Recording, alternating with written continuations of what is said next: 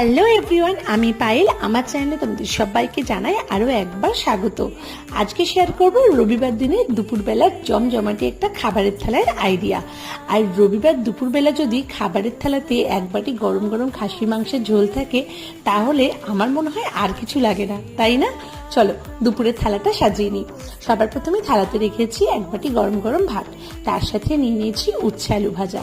আর যেটা বললাম, আজকে করেছিলাম রবিবার দিনে দুপুরবেলা স্পেশাল খাসির মাংসের লাল ঝোল, যার রেসিপি খুব শিগগিরই আমার চ্যানেলে আপলোড হতে চলেছে। ওইটাই নিয়ে নিলাম এক বাটি। আর তার সাথে শেষ পাতে খাবার জন্য রেখেছিলাম একটুখানি আমড়ার টক, আর তার সাথে নিয়ে নিলাম 2-4 টুকরো শশা কুচি। আজকে এই লাঞ্চের থালিটা তোমাদের কেমন লাগলো? আমার তো দারুণ লেগেছে, দেখেই খিদে পাচ্ছিল।